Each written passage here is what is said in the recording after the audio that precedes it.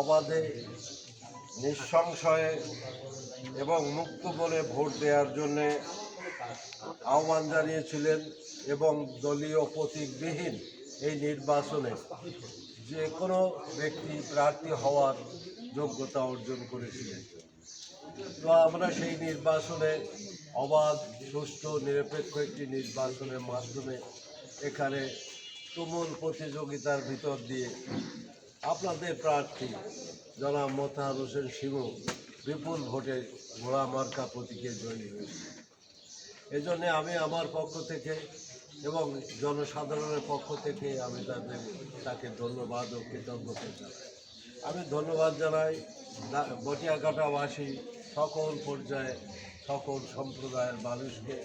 তারা নিঃসংশয়ে অত্যন্ত আনন্দের সঙ্গে ভোট গ্রহণে অংশ নিয়েছেন এবং মুক্ত মনে ভোট দিয়ে তাদের পছন্দের প্রার্থীকে নির্বাচনে এমনিই চাই যাতে অবাধে সকলে দাঁড়াতে পারেন এবং অবাধে সকলে ভোট দেয়া।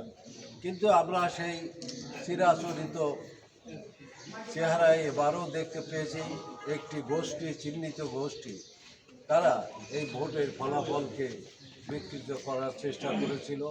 আমরা তাদের ধিক্কার জানাই, নিন্দা জানাই, যেন ভবিষ্যতে এহেন কর্মকাণ্ড আর যেন না ঘটে এবং এই অপচেষ্টা যেন না করা হয়।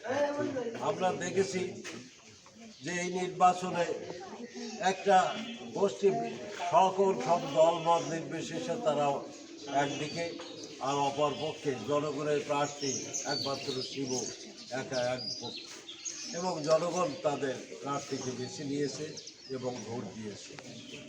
তো আজকে এই জন্যে জনগণের বিজয় হয়েছে। আপনারা যারা তার পক্ষে কাজ করেছেন, তার জন্য পরিশ্রম করেছেন এবং দিনরাত পরিশ্রম করে আপনার বিজয় নিয়ে এনেছেন। এই জন্যে জনগণকে এবং আপনাদেরকে আমার পক্ষ থেকে আন্তরিক। আগামীতে গোটা মানুষ দল মত ধর্ম বর্ণ নির্বিশেষে সকলে ন্যায় বিচার পাবে এবং সকল কাজে অত্যন্ত সুন্দরভাবে পরিচালিত হবে এবং মানুষের অধিকার ফিরে পাবে, মানুষ তার কথা বলার সুযোগ পাবে এবং তারা অবাধে চলতে পারবে, মুক্ত মনে চলতে পারবে। এই বিশ্বাস রেখে আপনাদের এই বিজয়কে আমি স্বাগত জানিয়ে আমার পক্ষ থেকে সকল নেতা কর্মীদের আমার আন্তরিক শুভেচ্ছা, অভিনন্দন জানিয়ে